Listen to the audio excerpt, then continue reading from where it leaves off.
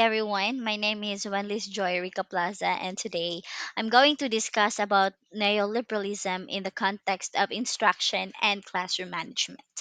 This report explores how neoliberal philosophy influences education, reshaping its goals and practices to align with market driven values.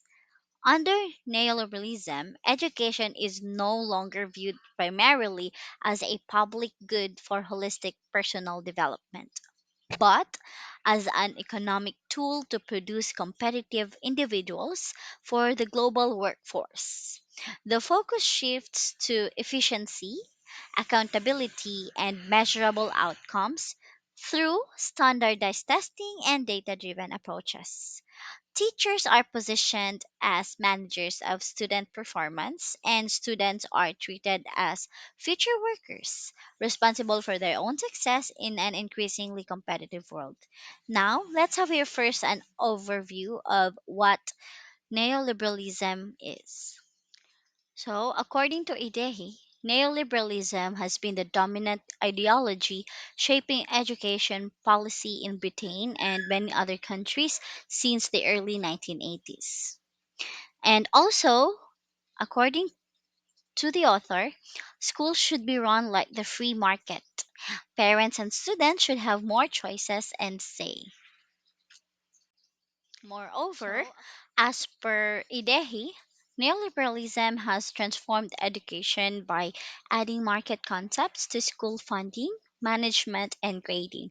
Also, the education system prioritizes efficiency, personal responsibility, and market choices over fairness, critical thought, and social justice. So, now let's talk about neoliberalism in the context of instruction. So, neoliberalism's impact on instruction within education is significant as it redefines the goals, methods, and content of teaching to align with market driven values. So, here's how instruction has been influenced by neoliberal ideology. So here's the first impact of neoliberalism in the context of instruction. The first one is standardization and testing oriented instruction. Under this is the emphasis on standardized testing. In neoliberal ideology, instruction increasingly focuses on preparing students for standardized tests, which are used to measure student performance, teacher effectiveness, and school accountability. This approach reflects neoliberal values of quantification and efficiency. The second one is the curriculum narrowing.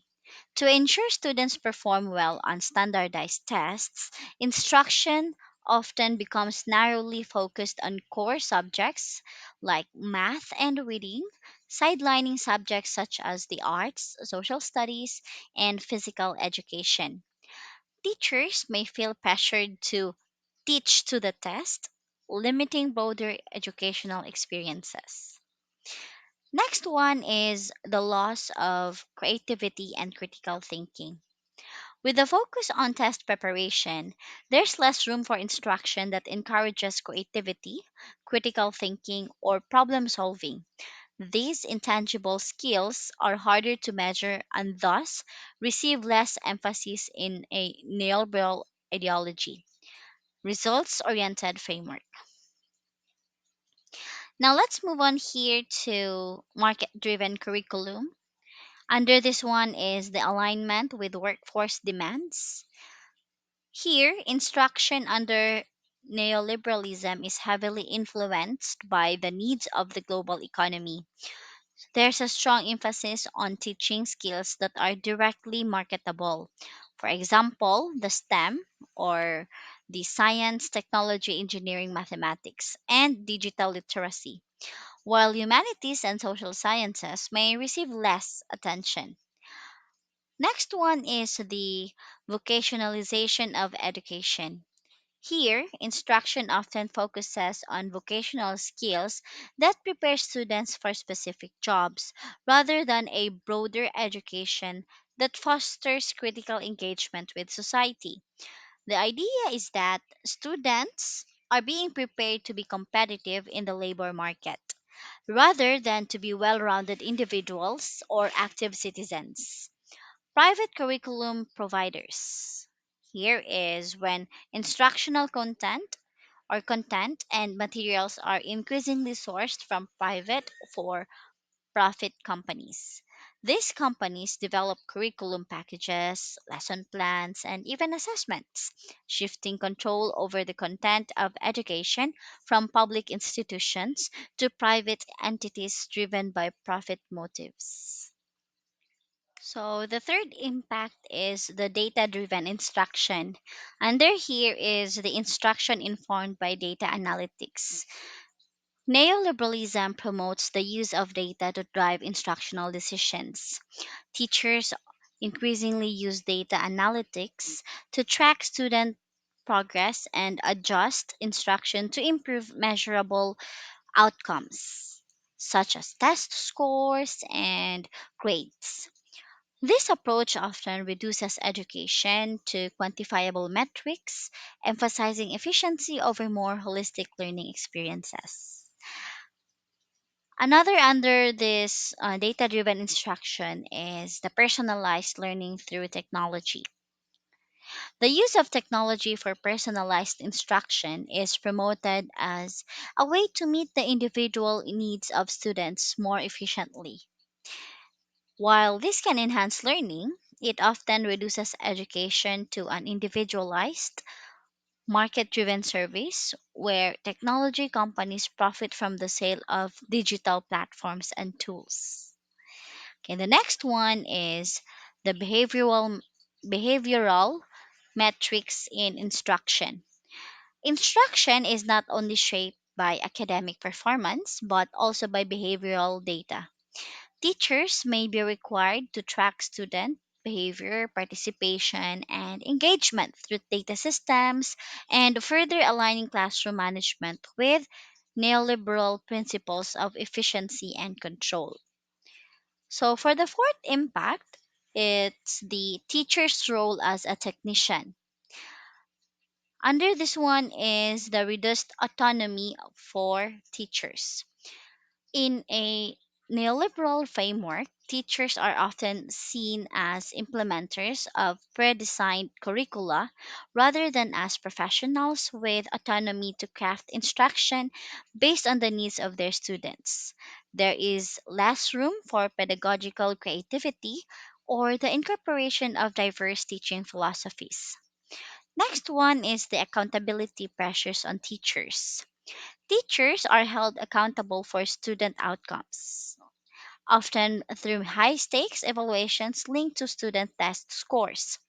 This can create a performance based environment where teachers are judged by metrics rather than the quality of their instruction or their ability to inspire and engage students. Next to that is the professional development as market driven. So, here, the professional development of teachers is increasingly shaped by neoliberal market principles, with private companies providing training and certification programs. This often leads to a focus on measurable skills and technical proficiency over critical pedagogy or reflected practice. So, now here's the instructional content as a commodity. Under this one is the privatization of educational materials.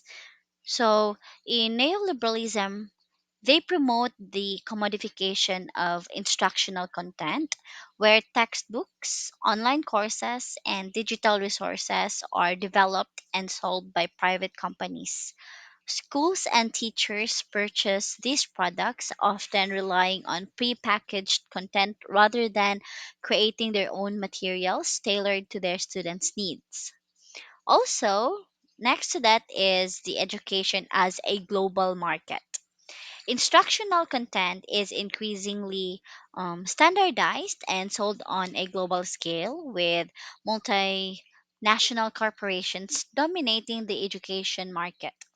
This leads to homogenized educational experiences that may not reflect to the diverse cultural and social contexts of different regions. Next to that is the online and for profit educational platforms. The rise of online instruction and for profit educational platforms such as Coursera, Khan Academy, or Udemy reflects neoliberalism's influence. These platforms often promote individualized learning experiences based on market principles of choice and competition, and they commodify education by charging fees for access to learning. For the sixth impact, it's the accountability and performance metrics. Outcome based instruction.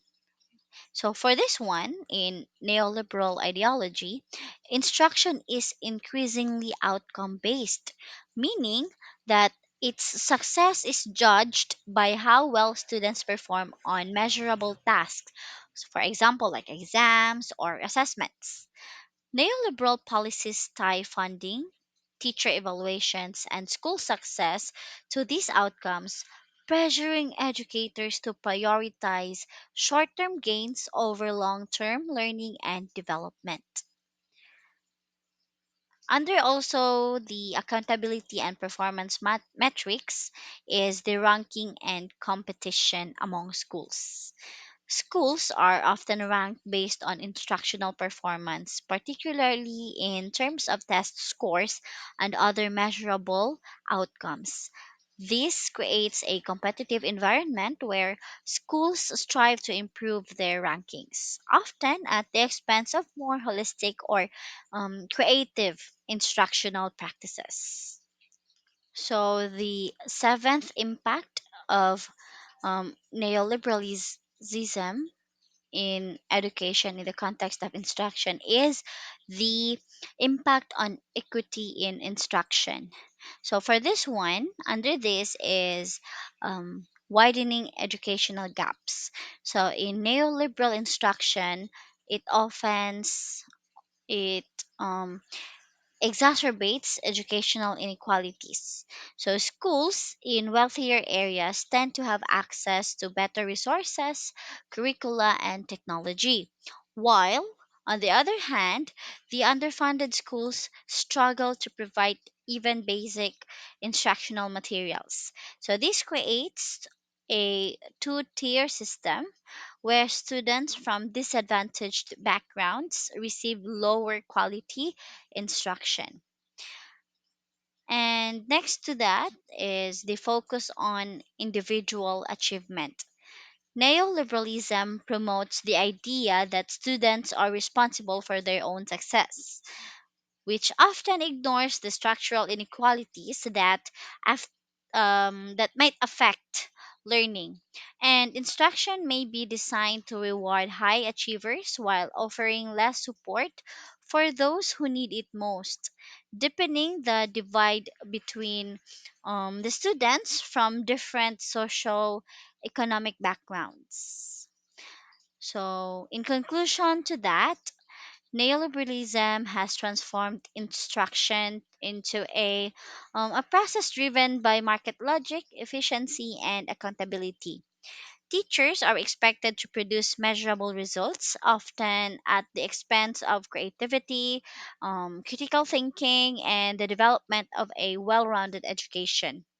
Instruction is increasingly focused on producing workers for the global economy rather than fostering democratic citizens or addressing social inequalities. So, the commodification of instructional content, the narrowing of the curriculum, and the reduction of teachers' autonomy all reflect the neoliberal shift in how education is delivered and valued. So, now let's move on to the neoliberalism in the context of classroom management. So, for this one, here, neoliberalism's impact on classroom management reflects broader market driven ideologies that prioritize efficiency, control, individual accountability, and competition. This shift transforms the way teachers maintain order, manage student behavior, and create classroom environments. So here's how neoliberalism has shaped a classroom management. So let's start with the first one. So for the impact of neoliberalism in education in the context of classroom management, the first one here is the behavioral management as control and efficiency. So under this one, we have this focus on efficiency and productivity. Classroom management in the neoliberal context prioritizes efficiency, emphasizing orderly environments where learning can take place without disruption. So the classroom is viewed as a site of production. So where time must be managed efficiently to maximize output, or so what we call as the student achievement. So this leads to stricter behavior control strategies such as reward and punishment systems to ensure that students conform to the expected norms. The second one is the control of student behavior. Neoliberal classroom management often focuses on controlling student behavior or to create an environment conducive to learning. And students here are expected to follow rules and routines, and disruptive behavior is, um, let's say, quickly corrected to minimize distractions. This mirrors neoliberal values in the workforce, where efficiency and orders are paramount. The second impact is the data driven management and accountability. Under this is the use of behavior tracking systems. So, in the ideology of neoliberalism, they encourage the use of data to manage and track student behavior. Schools may implement systems like positive behavioral interventions and supports which collected and analyze data on student behavior, attendance, and participation. This data driven approach mirrors corporate models of performance, tracking, and management. The second one is the quantification of behavior. Similar to how academic performance is measured by test scores, student behavior is often quantified through behavior tracking apps, discipline records, and other data points. Teachers are expected to track behavioral incidents and outcomes, so creating a feedback loop that emphasizes measurable improvements in behavior. The last one here is the accountability pressures. Teachers are increasingly held accountable for managing their classrooms effectively, often with behavior data factored into performance evaluations. This can lead to pressure on teachers to maintain strict control over students and sometimes prioritizing order over more student centered approaches to discipline and classroom culture. Now, we are going to have now the third individual responsibility and self regulation. So, for the third impact, it would be the individual responsibility and self regulation.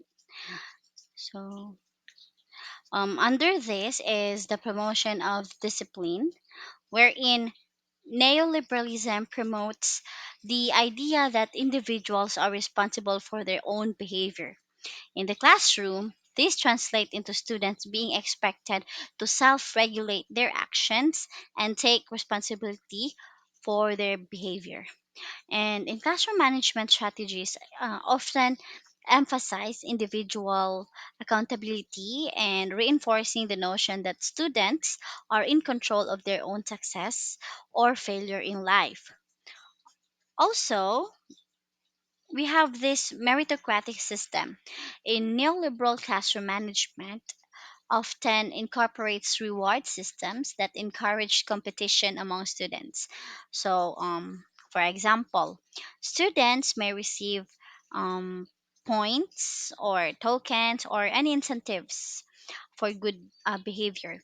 This merit based system reflects market like structures where individuals are rewarded for compliance and punished for failure to conform, echoing the idea that success is based on personal responsibility. Also, we have this blaming the individual. So, if students struggle with behavior, neoliberal ideologies tend to place the blame on the individual rather than addressing systemic issues, such as poverty, trauma, or inequality that may affect the behavior of the student. This reinforces the idea that behavior problems are personal failings rather than symptoms of broader social or economic conditions. Next, for number four, it's the incentive based discipline systems. So, under that is the market like incentives. Neoliberal classroom management frequently uses incentive based systems, such as rewards for good behavior. So, for example, gold stars, or in the behavior charts, or privileges, and also punishments for bad behavior. For example, detention or loss of privileges. These systems reflect neoliberal values of competition and motivation through extrinsic rewards, similar to how individuals are motivated by wages or bonuses in the workplace. And the next to that is the token economies. So for this one, some classrooms adopt token economies. These systems mimic capitalist market principles by um, reinforcing the idea that individuals are motivated by rewards and behavior can be bought through incentives. So that's the fourth impact. Now we are going to have the fifth impact. So for the fifth impact, that would be the competition and the hierarchies in the classroom. Under this is the competitive environment. Neoliberalism fosters a competition not only between schools but also within the classroom. Classroom management strategies often create competitive environment where students are ranked based on behavior, participation, and achievement. For example, students may compete for the best students or most improved awards, reinforcing a hierarchy among peers. Okay, next to that is the performance based management. Students are expected to perform in the classroom just as workers do in the labor market. Classroom management techniques that reward top performers and penalize those who fall behind mirror neoliberal ideals of competition and meritocracy. Also, um, under this impact is the emphasis on individual achievement. So, in a neoliberal classroom management, it focuses on individual success, often at the expense of collaboration or community building. The competitive atmosphere encourages students to focus on their own behavior and achievements rather than working together to create a supportive classroom environment. Next is the sixth impact, which is the technologization and surveillance in classroom management. Under this is the use of technology to monitor behavior. In neoliberalism approach, it encourages the use of technology for classroom management, such as applications and software that monitor student behavior and performance in real time. These tools often enable teachers to track incidents, identify patterns, and implement interventions based on data analytics. or yes, and creating a system of continuous monitoring and surveillance.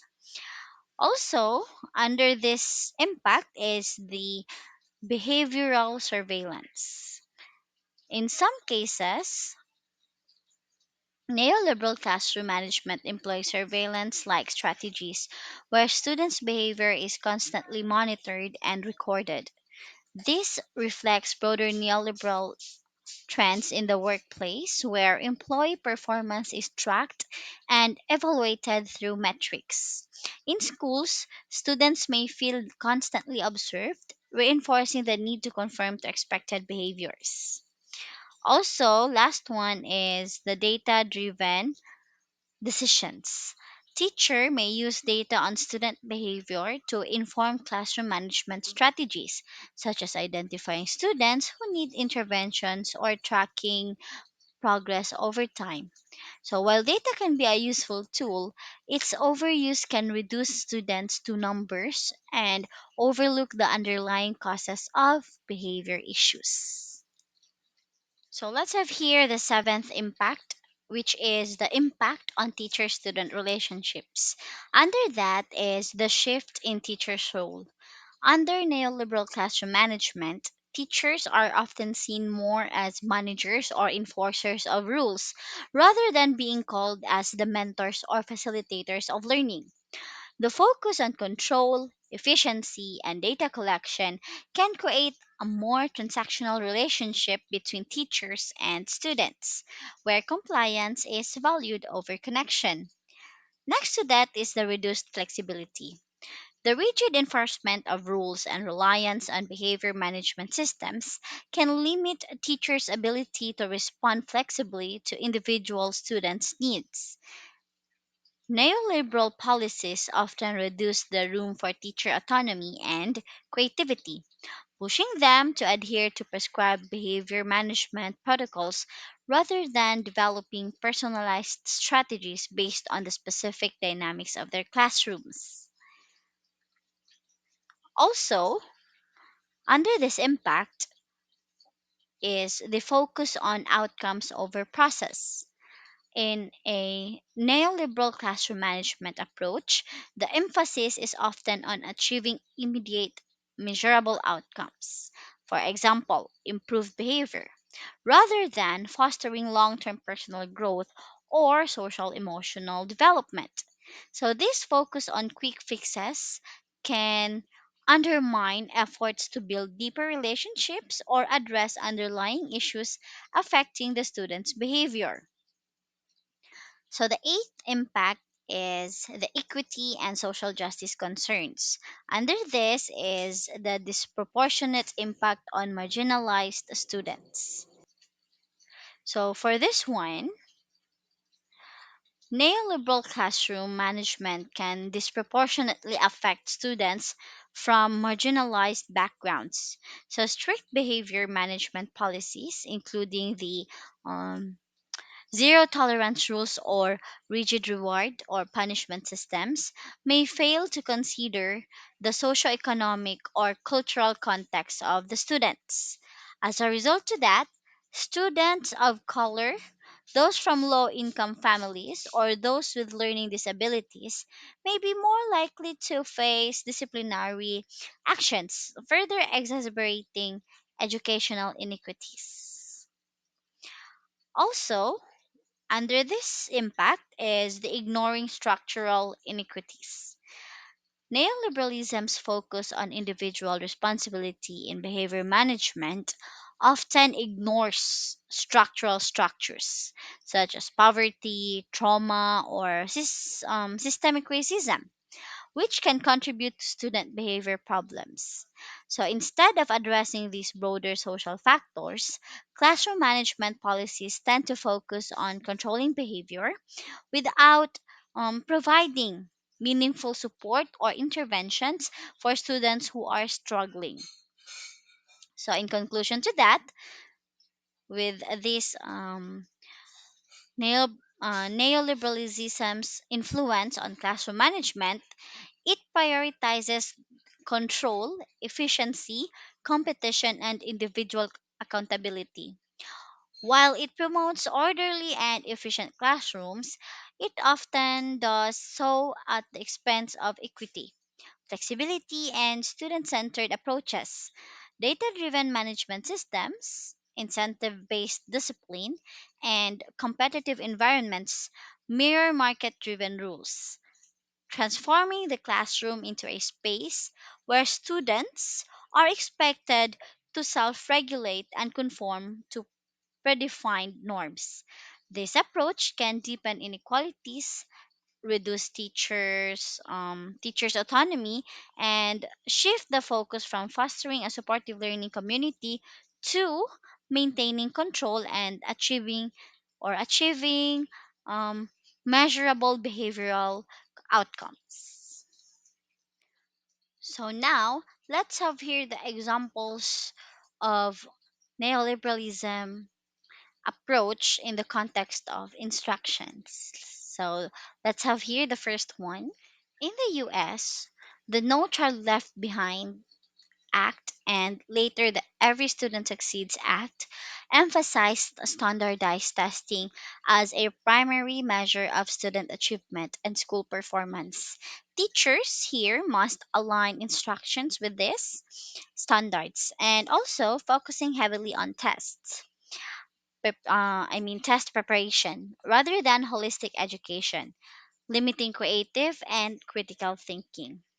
So, in neoliberalism approach or the influence of the neoliberal approach is that this reflects a market driven approach where measurable outcomes or like the test scores define the success of education, prioritizing efficiency and accountability over broader learning experiences. So, another example for this is the STEM education prioritization. So, for example, this one, schools in many countries prioritize STEM subjects, so such as the science, technology, engineering, and mathematics over humanities and arts, often due to government and corporate partnership that stress the importance of producing a workforce equipped with marketable skills. So the neoliberal influence of this is that the focus on STEM aligns with the neoliberal ideal of education, serving the economy by producing human capital that meets labor market needs, pushing instructions to cater to economic demands that rather than individual or societal development. Next one is the online platforms. So the rise of platforms like Coursera and Udemy where students can take specific courses for a fee, mirrors the commodification of instruction. These platforms focus on skill building for employability rather than fostering critical, well rounded education. The influence of neoliberal in this matter is that the instruction becomes a commodity and education is seen as an individual investment, with learners purchasing courses to increase their value in the labor market, paralleling the competitive consumerist principles of neoliberalism. Now, let's have the example scenarios of neoliberalism approach in the context of classroom management. So here, schools use behavior tracking apps like Class Dojo, where students' behavior is monitored, recorded, and shared with parents in real time. So here, students receive points for good behavior and lose points for disruptions, which creates a highly monitored classroom environment. So in this, the neoliberal influence is that this mirrors the neoliberalism's focus on accountability, surveillance, and data driven decision making, where students' behavior is quantified and managed through performance metrics, similar to how employees are tracked in the corporate world. Other example is the competition based classroom structures. So in some classrooms, students compete for the best or most improved student of the week awards. So it fosters a competitive environment where individual performance is prioritized. With this reflects neoliberalism's emphasis on competition and individual responsibility, where students are ranked and rewarded based on performance, similar to meritocratic systems in the workplace. So, this one. Another one is the merit based reward systems.